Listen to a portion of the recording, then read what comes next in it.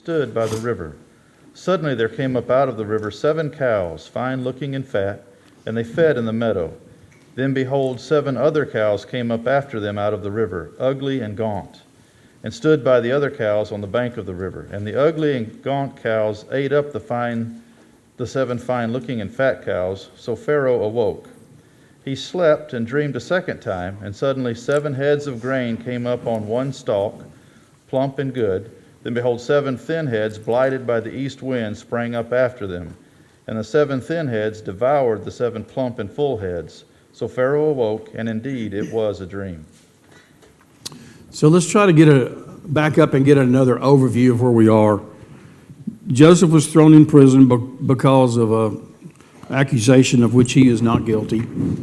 He became very quickly seemed to find favor with the other jailers. So we kind of see his disposition. We see that Joseph has now been in the prison for about 2 years, and this occurrence takes place. So let's talk about chapter 41 real quick. Actually divided into major segments. Joseph, Butler remembers Joseph before Pharaoh. The dream is told. The dream is interpreted. Joseph's new position, and 7 years of plenty. And that's going to cover a lot of ground, of course. And that's just dissecting it into 7 different areas. We talked a little bit also about the Nile River, how important it was to the culture, to the way people lived at that time to provide food. It overflows its banks each year and deposits rich soil. Farming depends on this river. So for 7 years of plenty, we would see this happen on a very regular occurrence. But then when we have the 7 years of famine, the Nile River will not do what it normally will do. Hosea 13:15 says, though he be fruitful among his brethren, an east wind shall come. The wind of the Lord shall come up from the wilderness, and his spring shall become dry, and his fountain shall be dried up. He shall spoil the treasure of all the pleasant vessels. Verses 2 through 7 basically is thought to be referring, again, we mentioned last week, to a hippo. It doesn't matter what it is, but they're very well prevalent in that area. They always came out at night to feed in the grass. The reed grass was the same as Nile grass. And basically what we're doing here is a recounting of his dream. So let's move on to verse 4, Dan, please. 4? Yeah, verse 8. Through what? Just 8 on? Just verse 8, yes. Now it came to pass in the morning that his spirit was troubled, and he sent and called for all the magicians of Egypt and all its wise men. And Pharaoh told them his dream, but there was no one who could interpret them for Pharaoh. Obviously, Pharaoh, when he heard that, or when he had the dream, was looking for someone professional, someone that he could count on to be able to respond to him. These people were professionals. They made a good living doing what they do, with they supposedly interpreting dreams. So these were professionals he called in. Let's see how that moves forward. Verses 9 through 13. Then the chief butler spoke to Pharaoh, saying, I remember my faults this day. When Pharaoh was angry with his servants and put me in custody in the house of the captain of the guard, both me and the chief baker, we each dreamed a dream in one night, he and I. Each of us dreamed according to the interpretation of his own dream. Now there was a young Hebrew man with us there, a servant of the captain of the guard, and we told him, and he interpreted our dreams for us. To each man he interpreted according to his dream. And it came to pass, just as he interpreted for us, so it happened. He restored me to my office, and he hanged him. You know, it just seems that miraculous now, this ungrateful butler remembers this dream. But it appears also that he was able to remember now because it might serve him better in the position that he's in with Pharaoh. So let's face it, if I was a representative to a leader, to a world leader or national leader, and I knew something that would really help that leader, and I had an insight to that, it would be probably to my advantage to share that. So it just seems as now it's maybe a greedy or selfish reason why he's all of a sudden remembered, but he does remember, and he now mentions Joseph's name. Let's read verses 14 through 16. Then Pharaoh sent and called Joseph, and they brought him hastily out of the dungeon, and he shaved, changed his clothing, and came to Pharaoh. And Pharaoh said to Joseph, I had dreamed a dream, and there is no one who can interpret it. But I have heard it said of you that you can understand a dream to interpret it. So Joseph answered Pharaoh, saying, "It is not in me. God will give Pharaoh an answer of peace." The American Standard Version states that they brought him out hastily. Now, I would think probably if we were Joseph, we'd be real pleased with that. It was considered a requirement that people brought before a Pharaoh had to be shaved, had to be clean, had to be dressed in certain type of attire. And don't you just know, Joseph was thrilled about that. Being in prison, obviously, he was not able to take care of his personal hygiene probably very well at all. So to have this opportunity, I'm sure, would have been great for him, just like it would have been for us. Joseph makes it vividly clear in verse 16 what? Exactly. I might be able to help you only if God will intervene. If He intervenes, I will be able to help you. But He makes it very clear He takes no personal pat on the back for what's getting ready to take place. Now, I will tell you that verses 17 through 24, we'll read it, but there's no reason, I don't think there's any reason to go into any detail because it's basically a retelling of the dream to Joseph. So if you would, Dan, go ahead and read 17 through 24, please. Then Pharaoh said to Joseph, "Behold, in my dream I stood on the bank of the river. Suddenly 7 cows came up out of the river, fine looking and fat, and they fed in the meadow. Then behold, 7 other cows came up after them, poor and very ugly and gaunt, such ugliness as I have never seen in all the land of Egypt.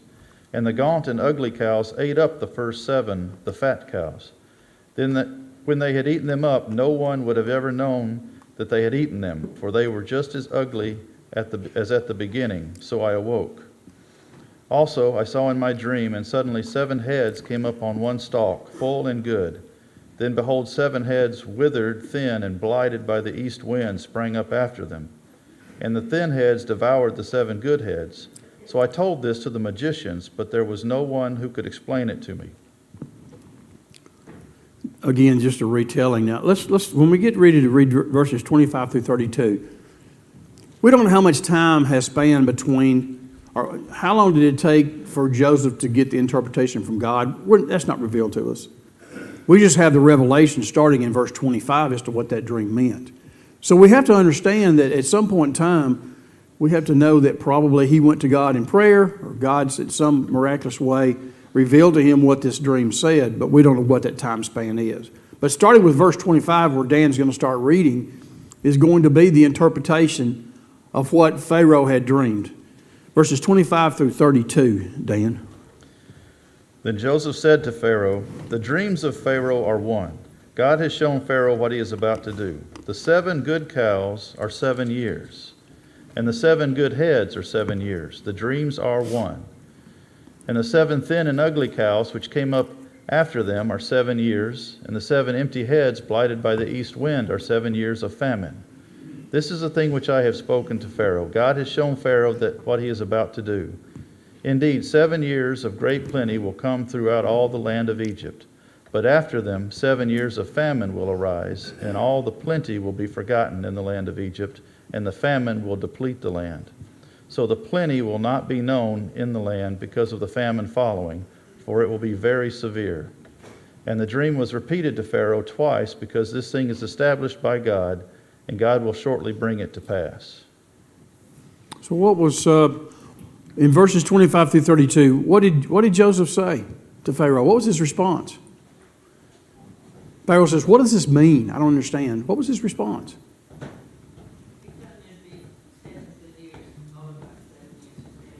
7 good years followed by 7 years of famine, and there were 2 dreams, but they both meant the same. He made that clear at the last verse that we read, that although there were 2 dreams, they both have the same meaning.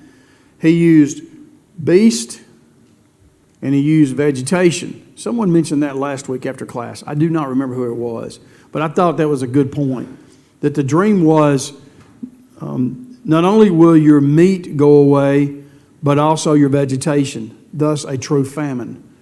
So I really never thought of it that way, but I thought that was a great point to make. Any other comments through verse 32, anyone? 33 through 36. Now therefore let Pharaoh select a discerning and wise man, and set him over the land of Egypt. Let Pharaoh do this, and let him appoint officers over the land, to collect 1/5 of the produce of the land of Egypt in the 7 plentiful years. And let them gather all the food of those good years that are coming, and store up grain under the authority of Pharaoh, and let them keep food in the cities.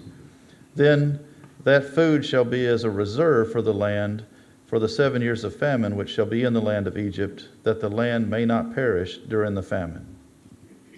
Who's talking during this time? Joseph's still talking. What do you find interesting about this? Anybody? Very, very bold. Absolutely. There's one thing to interpret the dream. There's another thing you to tell me how to run my kingdom. Do you not find that really interesting that a man that age, he was probably 32, 33 at this point, going off the top of my head. But I find it very interesting that a man who just left prison for a supposed act against the Pharaoh's wife of possible rape would now be standing giving advice in front of a Pharaoh. I've got a question for him. It's not rhetorical. I really have. This is a serious question. Is this the same Pharaoh? Do we know that? Does the Bible interpret or let us know if this is the same Pharaoh whose wife supposedly said that he raped her? Do we know that? Not recorded? Okay. I couldn't find it anywhere. I'm sorry? But was it the same Pharaoh? Good point, though. I didn't think about that. Anybody know? Okay. Yes. Say that one more time, George. Really. The Spirit of God is. What a question for Pharaoh to ask. That the Spirit of God. What verse again? That would be in 38. Okay. We just read through 36. That's reason notes. No, that's okay. It's okay. Now, again, another thing I think about is we're not sure at this point if Pharaoh knew he was actually talking about himself or not. Because here's the description he gave. You need somebody that's wise, somebody that's discreet. But regardless, he certainly had a plan that was impressive to the listeners. And my question, too, is can you imagine the amount of planning and work that would be required to make this plan work? It'd be overwhelming. The pushback from people who at this time didn't see the need to save for a famine that knew nothing about it coming, for example. The economy's going pretty good right now for us, and we eat all we want. We don't seem to hurt for anything. And if someone were to come to us and say, here's what you're going to have to do to avoid issues down the road, how would we as a nation take that? Would we have a pushback? Would we accept it? Yes, ma'am. Depends upon the country and when they had their rulers and what the rulers said went, regardless of how they individually felt. The only nation that people are saying, is America. America's the only one who does not just blindly follow the leaders. They always question why.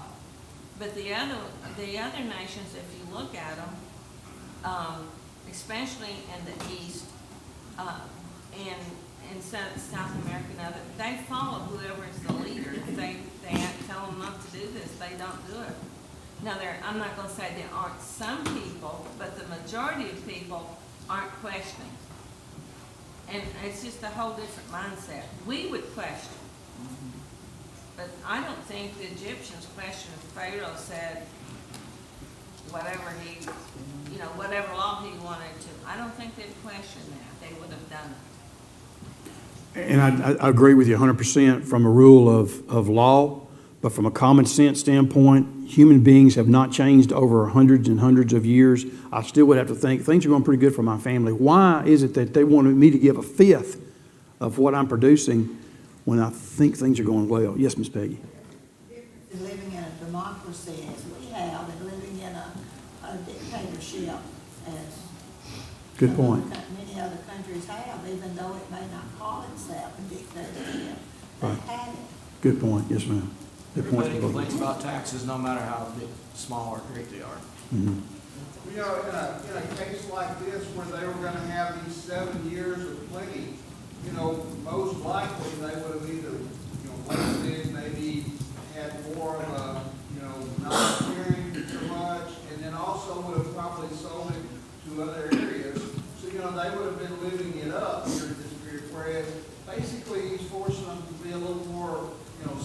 save up your money effectively, like, you know, being able to set aside and live, you know, not not in excess, live with what you need. Obviously, during those 7 years of plenty when they were saving up, they weren't going hungry during those time periods. They had what they needed, but they weren't living in excess, I guess, and that's what he's kind of pushing them to Yeah. go the Dave Ramsey route. So. Yeah.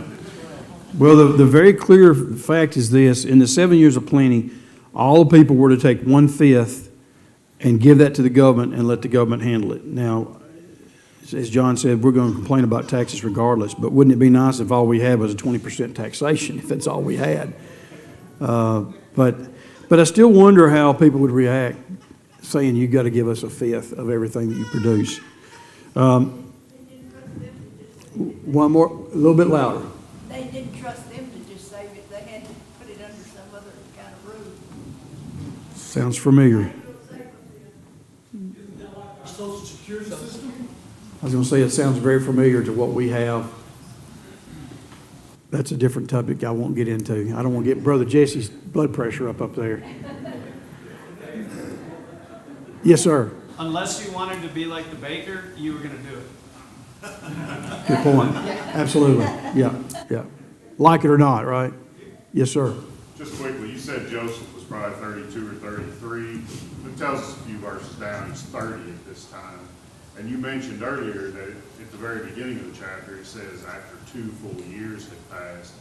Now, it doesn't really tell us if that's 2 years from the time that the butler and baker forgot him, or 2 years from the time that he got into prison. But we know one of those times he was 28, you know, so Okay. it does kind of give us a little bit of the timeline of Joseph's progression as his years go, you know. Okay, I did say about 32. Do what? I did say about 32. I didn't mean it like that. I just meant that we are told exactly. Right. So, yeah. Yeah, more- okay. Dave, Yes, ma'am. we don't know, like when Joseph was presented the dream, God could instantaneously give him openness eyes so he knew how to interpret the dream. But the interesting thing is, Joseph presents a problem, but he offers a solution. And that probably came from God too. But I think that also comes from the way he was raised, to look for solutions. I think he had a lot of responsibility as he grew up, and especially since he was in Potiphar's house. It was a small scale, but still. And he also knew God was prospering.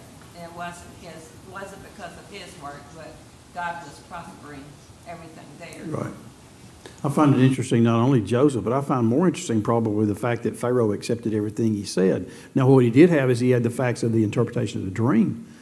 You know, we know that what happened, what was said by Joseph did take place, so that had to put some bearing on it.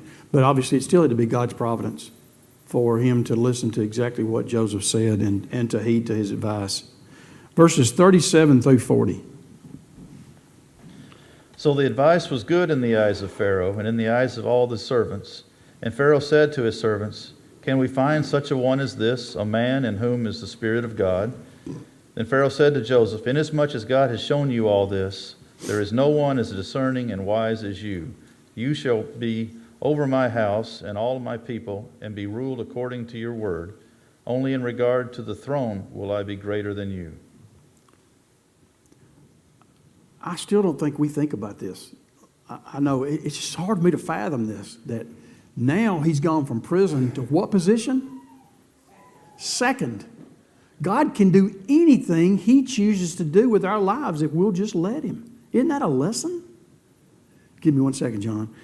He would be second in command. He would have sole management of all state affairs. And Pharaoh was the one that decided on Joseph based on what he saw. Y'all, we got to take 2 or 3 steps back and realize, again, this is not a fable. This really did happen. It's amazing to me what God can do in our lives if we let him. Yes, John. Give me 1 second. John will come to you. But two, Pharaoh considered himself a god. Say it one more time again. I apologize. Pharaoh considered himself a god. So to be second in Egypt, to quote a god, you had a lot of power. Good point. Billy. I was just saying, a slave that had been put in prison comes out of prison second. It's amazing. It's amazing. It is. David, Yes, sir. as far as the Egyptians' religious beliefs, would it have been just purely idolatry? Or, you know, like what he was saying earlier, that Pharaoh considered himself a god. Did they have idols? And so to hear, hey, here's a Hebrew, that, I'm sure the knowledge of the Hebrews, they worshiped a different God from what they believed in. And here he had told them these things, you know, you would know that his understanding, hey, this God that they worship must be a lot more important or more significant than what we worship. Yeah, they worship pagan gods, and we have found that through our travel through Genesis, the number of times that leaders realize the power of the true and one living God, and yet they obey Him just to save their hides, not to become part of it. So it's a good point. Yes, ma'am. I wonder if this time that Joseph even thinks about the dreams he had, where his brothers bowed down to him, because now he has been moved up to a position of power in a foreign country. And you just wonder if he remembers these dreams. I'm sure we read that did happen, don't we? Down through the verses that we'll be reading. 37 through, yes, Brad. One thing that's really interesting about Joseph is this word discretion. I once did a study on that for myself, because, you know, if you think about what discretion means, it's a talent, it's a skill, how to communicate, how to make decisions appropriately. And if you search the word discretion in the New Testament, it comes up more around Joseph than any other character in the Bible. And you also see another common thing is it says God was with you, God was with you, God was with you. However, discretion is mentioned too. So it's something that we can go to God's word, we can go and get that knowledge, but then, we pray for wisdom. We pray for discretion to know how to use and apply those things and make those decisions. And Joseph is probably one of the best examples of anybody in the Bible for that. Yeah. But that's something that we all should really pray for and really, really try to use is discretion, because it's very effective in a position, especially when you're trying to teach others, Yeah, lead others. exactly. Thanks, Brad. Yes, sir. I want to add just a little bit to what you said a moment ago about God's providence. The key to this thing is verse 38 and 39.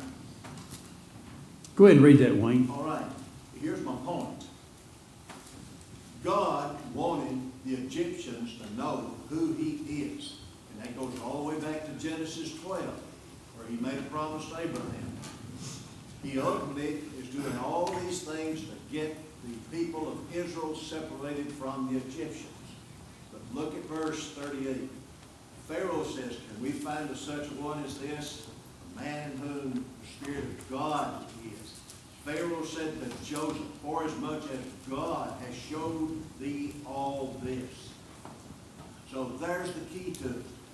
He wanted those people to recognize, especially Pharaoh now, that He is the God of Abraham, Isaac, and Jacob. He is the one only true God. Now when you get to chapter 1 of Exodus, verse 8, there was a new king who knew not Joseph. That is, did not know Joseph's God. So in time past, this man recognized something that God wanted to recognize. Because only the God of Abraham, Isaac, and Jacob, whom Joseph served, could interpret that dream and tell him, here's what's in the future. None of his magicians could even tell him his dream, much less what the dream meant. And so God has closed that curtain right there. You can't look into the future unless God allows that in the days of miracles. Very good. David. Well, you get George, I'll come to you, Billy. One other thing, they probably heard about his work in Potiphar's house, and they probably heard about his work at the prison guard, as captain of the guard of the prison. Because what man is going to let somebody run the prison for him when his life is on the line? Okay. Yeah, I just wanted to piggyback on Wayne. I'm gonna steal some of his thunder. In the New American Standard from 38 says, can we find a man like this in whom is a divine spirit? You know, they didn't think, they thought of many gods. So when they thought of the one true God, well, they didn't think of the one true God. So they're saying, what he's saying there is, can we find a man who obviously has the spirit of a God speaking for him? You know, that's what he's saying there. He's the only one we know. You know, who could be better than that? So it's a pretty awesome thing to say. Okay. Thank you for your comments. Anybody else? Dave, Yes, sir. we also, if, you know, God makes his presence known. And if we see here, through Joseph, who, he interpreted the dreams, Pharaoh sees that there is, this is miraculous, all right? But when you look at post-flood, crossing the Jordan River, and the Israelites are heading towards Canaan, all those nations had heard what happened. They knew there was a God.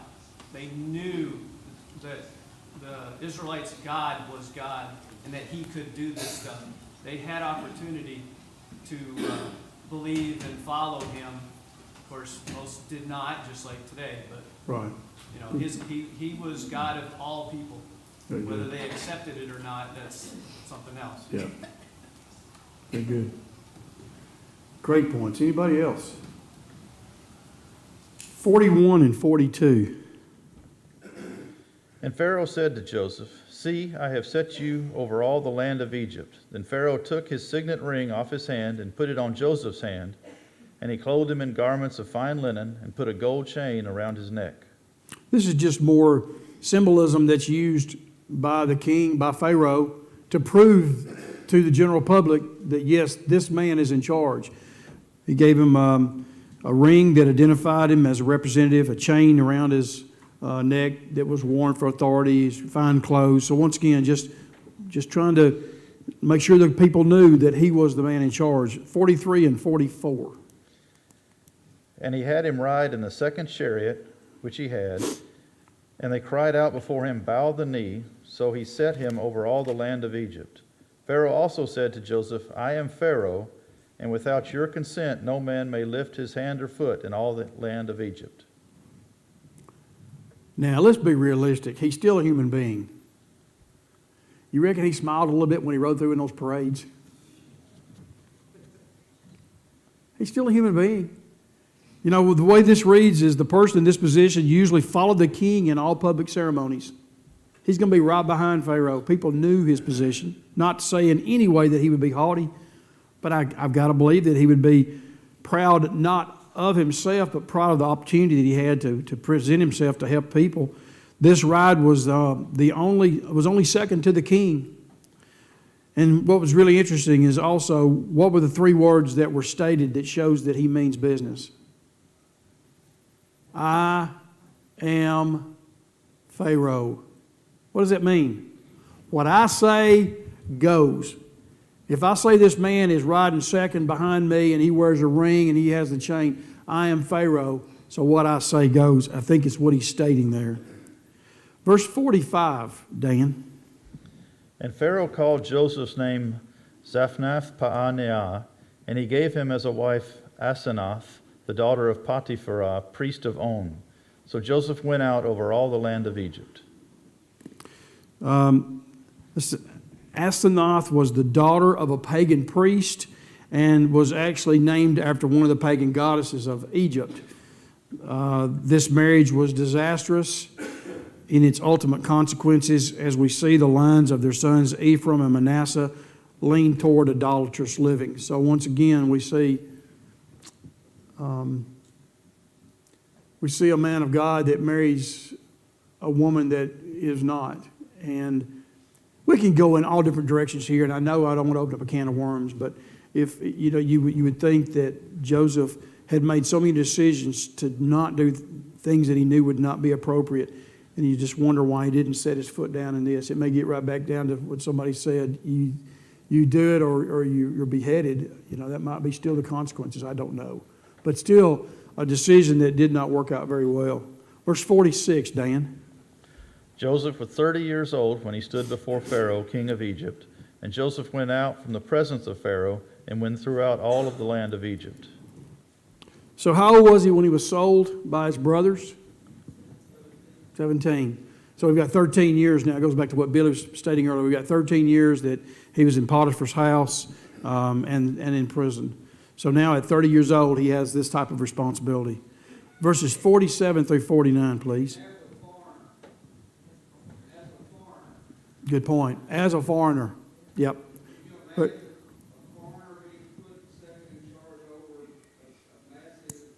yeah. Foreigner comes in and now he's second. Yep. Point well made. 47 through 49, Dan. Now in the 7 plentiful years the ground brought forth abundantly. So he gathered up all the food of the 7 years which were in the land of Egypt, and laid up the food in the cities, and laid up in every city the food of the fields which surrounded them. Joseph gathered very much grain, as the sand of the sea, until he stopped counting, for it was without number. So when we say 7 years of plenty, that's exactly what we mean. It seems that the last verse that Dan read shows the tremendous success that they had. And they needed, because they knew that the 7 years that would be coming, there would be no food available. God was making sure there'd be adequate food for those 7 years of famine because of with this abundance. Anything through verse 49? Yes, sir. One thing that you see in the life of Joseph is, yes, God was with him, but you look at this and God's just providing the opportunity for him. This is actually Joseph. God didn't get all the grain together. Joseph went out throughout the land to do this. So it's a matter of, an example of us, when God presents us with opportunities, it's up to us to actually go out and take advantage of those. What a great point. Exactly right. What a great point. 50 through 52, Dan. And to Joseph were born 2 sons before the years of famine came, whom Asenath, daughter of Potipharah, priest of On, bore to him. Joseph called the name of his firstborn Manasseh, for God has made me forget all my toil and all my father's house. And the name of the second he called Ephraim, for God has caused me to be fruitful in the land of my affliction.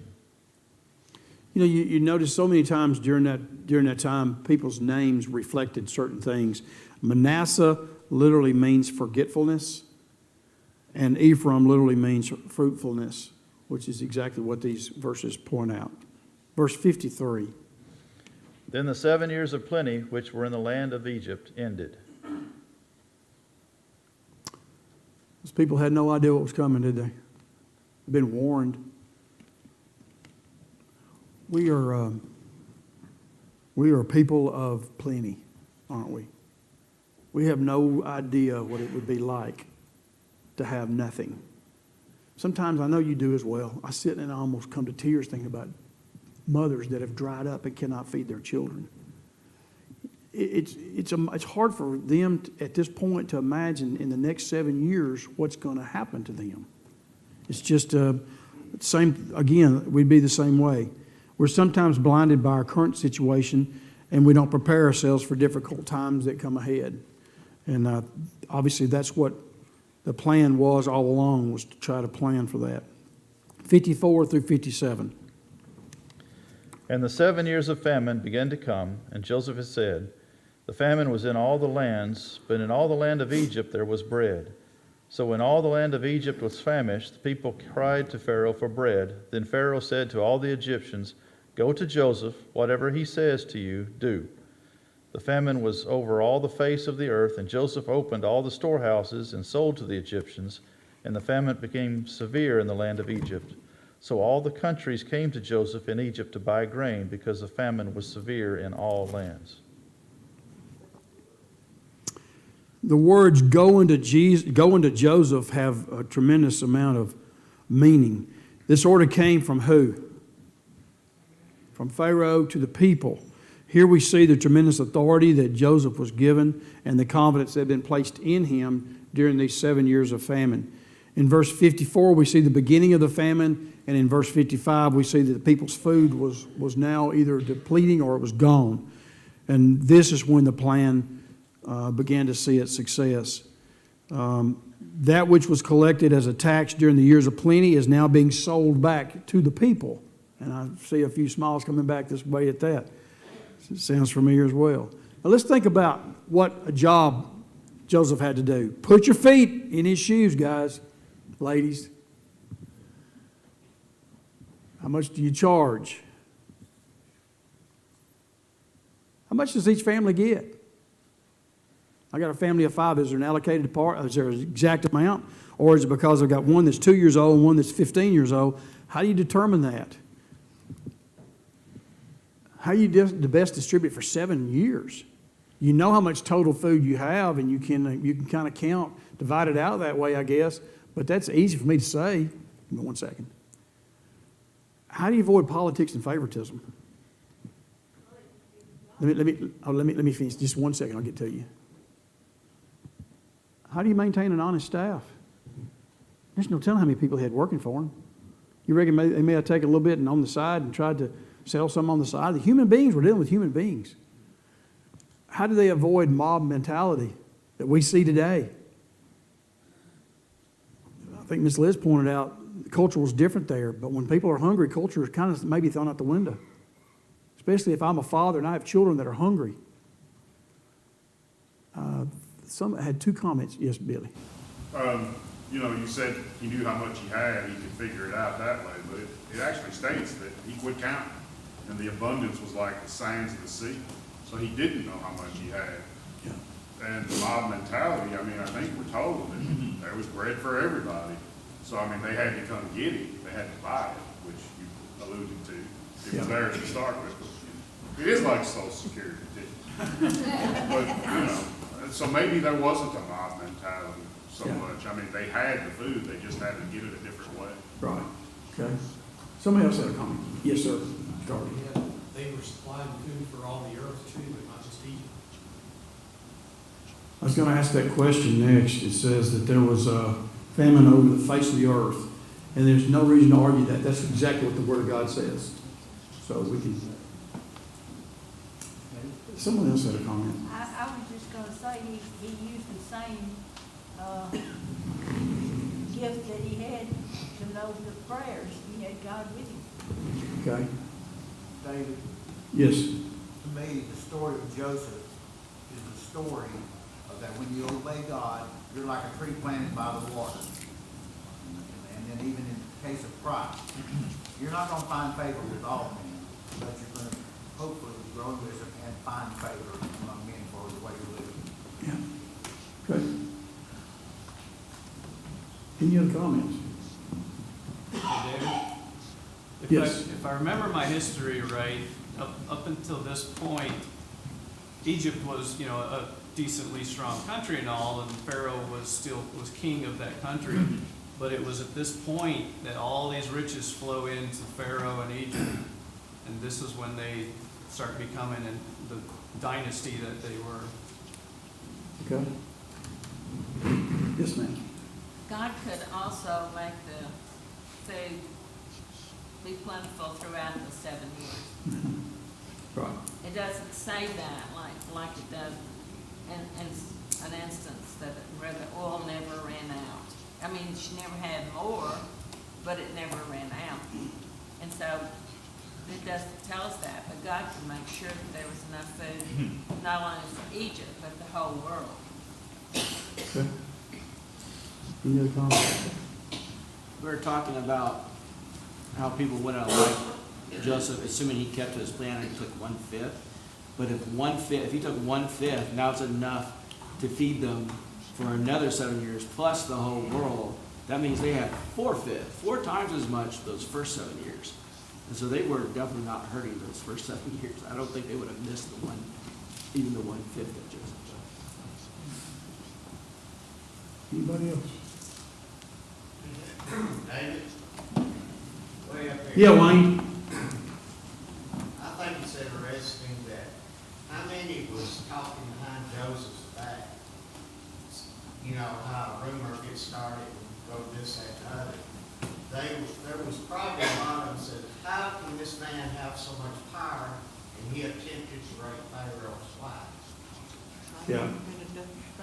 Yeah, and you're right. It kind of goes back to what WD said. He was a foreigner, but Debbie said because the reason is because when he says, I am Pharaoh and this man's in charge, I guess they better be careful what they say. They not get back to somebody in authority, but it's a good point. Human being, we're just, got to understand, we're just human beings here. Exactly right. Right. It's very easy to see the comparison to Daniel's life and Joseph. And we definitely explicitly see in Daniel's life or not Daniel, that when he was in power, that there was, even though the king put him in power and made sure he had those clues, that there was people plotting against him. Yeah. So it just seems reasonable. Yeah. Summarization of chapter 41. All the dreams, the famine, the promotion of Joseph took place in this chapter. All of these events led to the need of Joseph's father and brothers to come to Egypt. Thus, into Egypt and staying there, and into the account of how strong that nation became and the need for them to leave Egypt on their own and leave. Thus, the entry of the Israelite nation into Egypt. We have run out of time. Thank you so much for all your comments. For those of you that were listening online, remember that we'll have services, worship services beginning at 10 o'clock. Let's close with a brief prayer. Our Father in heaven, we're so very thankful for all those that are represented here this morning, those that are listening through their live stream. Keep us, protect us, prepare our minds as we begin to worship you, Father. In Jesus' name, amen.